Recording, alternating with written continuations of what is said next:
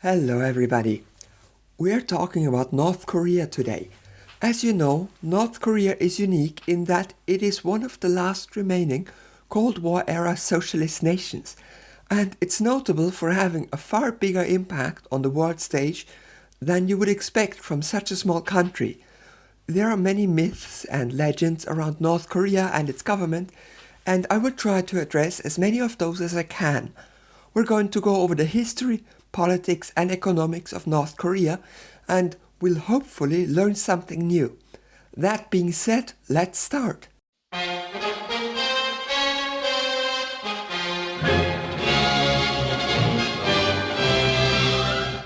Korea has lots of history, as you may know.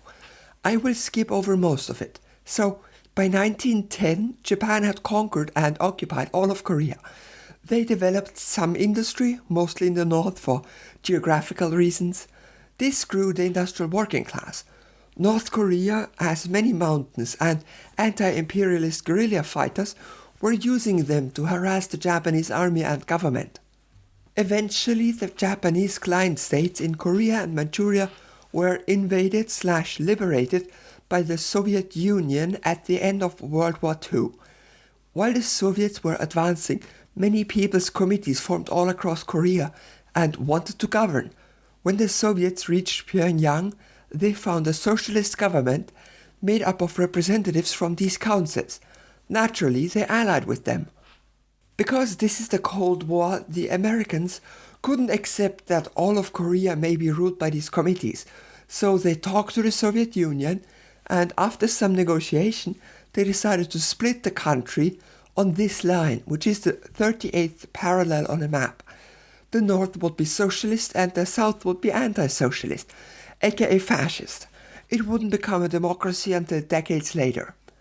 The Soviets promoted and supported a prominent guerrilla fighter called Kim Il-sung, and he quickly took over the government. He then structured the country and its economy after the Soviet model. We'll see that in the politics and economics sections. At first, Kim Il-sung assumed that there would be a revolution in the south, considering the south had just as many people's councils and genuine socialists as the north. But when peaceful protesters were repeatedly brutally oppressed by the southern government, he realized that there would be no revolution in the south. So he decided to take it upon himself to liberate the people of the south. He got permission from Stalin and promises of support from China. On top of that, America withdrew all its troops from the south, leaving them with only inexperienced South Korean soldiers. The Northern Army, on the other hand, had a corps of veterans who had fought the Japanese. On top of that, they got new military equipment from their Soviet allies, while America didn't even trust the South with any tanks. 5 years after being liberated by the Soviets, the Northern Army launched an invasion/liberation of the South. Because of all these factors, the North won quickly, advancing through almost the entire country in 3 months. The international community didn't like this. The UN, under the leadership of the USA, led a multinational intervention force, which of course was superior to the by comparison small North Korean army. I will skip over the war crimes and just say that the North was pushed all the way back to the Chinese border, at which point the Chinese People's Liberation Army joined the war and pushed the border all the way back to the 38th parallel. When they reached that point, they negotiated a ceasefire. The border was almost exactly the same as before. There would be a 4-kilometer wide demilitarized zone between the two countries. This still exists until today, and there has been no peace, only a never-ending ceasefire. After the war, and with Chinese and Soviet support, North Korea experienced a post-war economic boom, which lasted until the 80s, at which point the economy stagnated. More on that in the economics section. By 1991, the Soviet Union collapsed. This was a major problem for Korea. They imported almost all of their food from the USSR, so the fact that the USSR ceased to exist caused major food shortages. It also caused a lot of economic hardship as China was left as the only ally and trade partner of the country. This only strengthened North Korea's belief in self-reliance. It's a core feature of the Juche idea. I have a video on that. Essentially, they want to be economically and militarily independent, of all other nations. This is why they have an army of 6 million, because they want to be able to hold off a full-scale American invasion on their own. And that's why they are spending so much effort on making nukes and ICBMs. It's about defending themselves from other countries, mostly the USA. The logic goes that nobody wants to be nuked, so nobody will invade them. Basically, the concept of the Cold War on a small scale. Nowadays, Korea has mixed relations with China, among other things because of the continued nuclear tests, which have been condemned by the entire international community. China still supports North Korea, if only to avoid a unified Korea which is friendly to the Americans. South Korea and the USA, on the other hand, aren't exactly friends of North Korea. Their relations are somewhat improving. For example, in 2019, the US President and the Supreme Leader of Korea met. The South Korean President also met with him the same year. Nothing else has come of this, but it's a nice gesture, I guess. Talking about Supreme Leader, who's that? The answer lies in the politics section.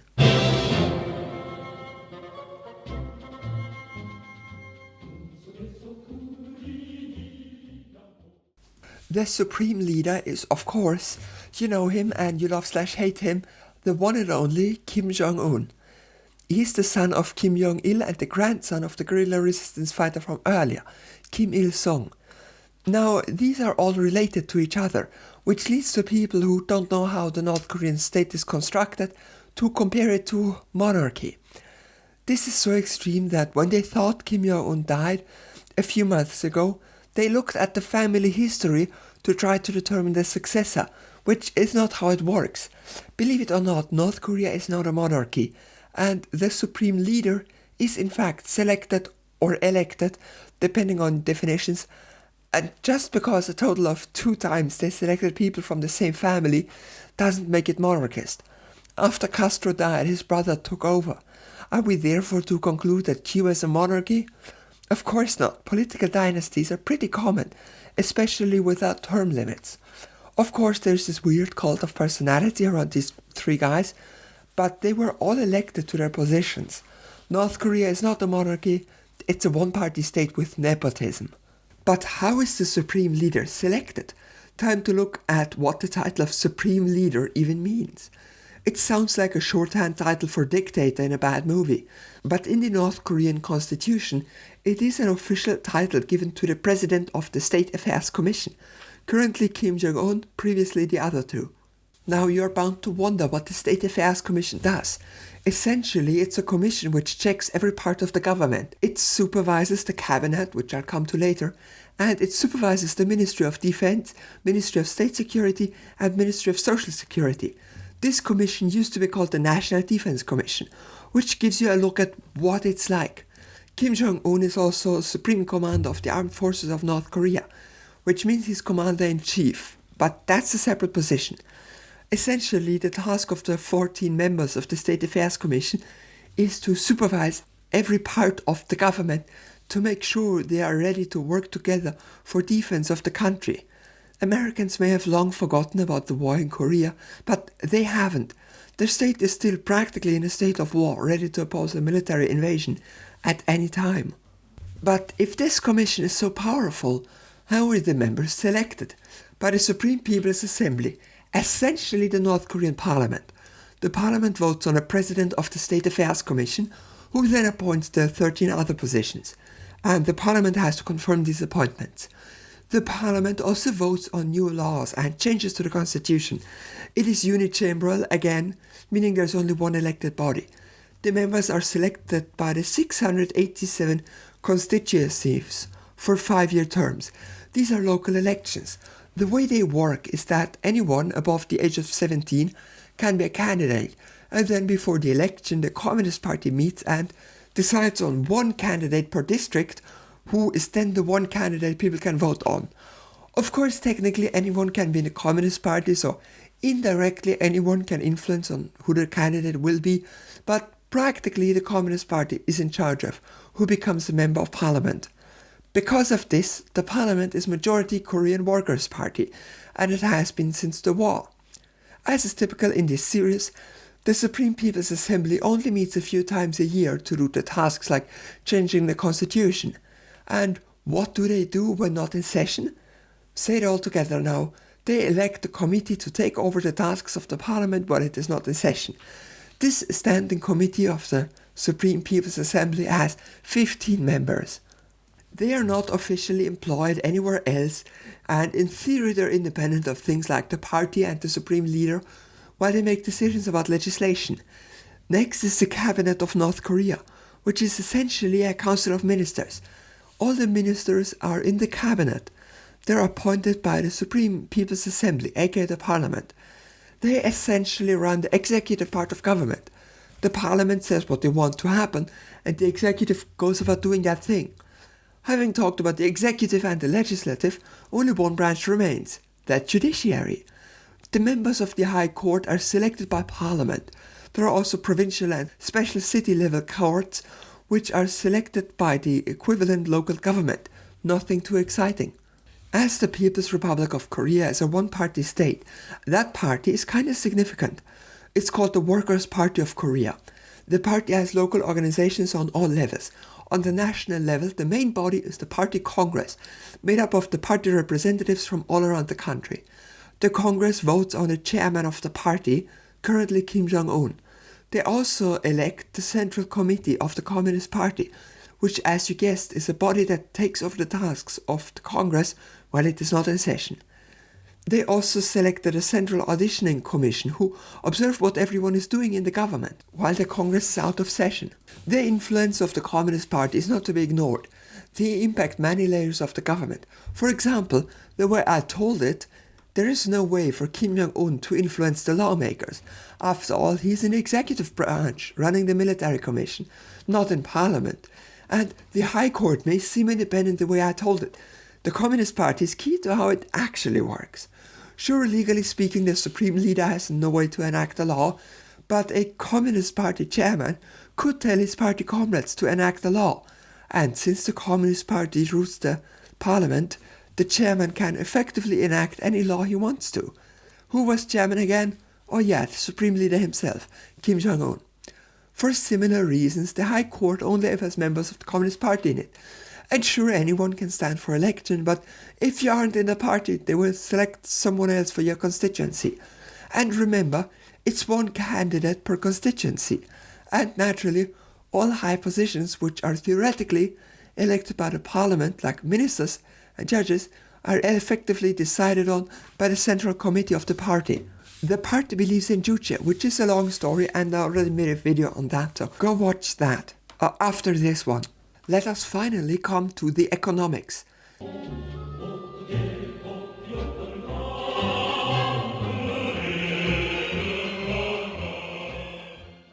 Economic goals are decided by the Central Committee of the party, and the State Planning Committee is tasked with implementing them. It's a Soviet-style planned economy. After the Korean War, the North was completely destroyed because of the intense American bombardment that took place. This was, of course, very bad for the people, but it was actually good for the economy. You see, when a country is destroyed and people lose everything, then they will seek a job and buy all the products they lost during the war. And if everyone buys one of everything, that means strong economic growth. This is why you see an economic boom happening after every major destructive war. And the same thing hit North Korea. In addition to that, North Korea got lots of international aid from the USSR and China, because socialist nations support each other. There was tremendous economic growth and improvement in living standards between the war and the 80s. In this period, North Korea was actually doing better than the South in almost every way. Of course, the economic miracles stopped when the people had replaced all products. This caused economic stagnations in the 80s. But as I said before, stagnation doesn't mean things are getting worse, it just means things don't change much. But then 1991 happened and the socialist world collapsed. This was a hard hit for the North Korean economy. It was largely focused on heavy industry and not on farming. They got most food by trading with the Soviet Union. After Gorbachev introduced Pizza Hut, the new Russian Federation didn't want to trade with the communist nation anymore. Not to mention the Russian economy was in free fall as well. On top of that, droughts and floods caused food production to decrease, and that meant famine. The death toll varies wildly depending on who you ask, and there are no numbers from the Korean government itself. It's somewhere in the range of 200 to 500,000. The starvation was eventually ended by international aid coming from unexpected places like South Korea and the USA. Nowadays, the Korean economy is very much focused on self-reliance, both because that is a core part of the duty idea and because of economic reality. There is barely anyone to trade with Korea, because most nations are capitalist and they consider North Korea an evil dictatorship that eats babies. The only trade partner for Korea is China. And even that trade is very little nowadays. North Korea is under an international embargo because of the nuclear tests, so no country or company can legally trade with anyone in North Korea. This is also why it seems like the North hasn't been developing since the 90s. It's because the 90s were the last time they had access to outside technology. You often see Western media focus on this. For example, a proof that North Korea is bad is that they have subway cards which are from the 80s and things which break, like a ceiling light, are not replaced. Completely neglecting the fact that North Korea cannot import spare parts and North Korea flat out doesn't have the industry to produce every little thing. You need a global economy to reach the standards of living we have in the West. Our electronics are assembled in Taiwan, our cars come from Germany, gold comes from the Congo and lithium batteries come from Bolivia. North Korea has none of those because of the embargo. People like to point at North Korea and say that socialism doesn't work, but this is very much not even close to reality. People point at North Korea and say civilians aren't even allowed to drive cars, which sounds bad, but that's for two reasons. One is that North Korea has no way to produce cars, and more significantly, North Korea has no oil field and it's impossible for them to import oil. So North Koreans driving cars would be impossible because they wouldn't have anything to run their cars with. People instead go by subway, bike or train. North Korea is heavily using trains run on coal. And that seems like an ancient technology to us, because our trains are run on diesel or more commonly electricity. But one of the few natural resources North Korea has is coal. So they use it for everything, for heating, for power generation and to run trains. Really, the North Korean economy is what happens when a country is forcibly isolated from the global economy and somehow has to exist on its own. And of course, the North Korean economy can't produce everything the global economy produces. So they're falling behind in, everything. So in conclusion, I can say that North Korea is a very unique country. It's a democracy on paper and not really in praxis.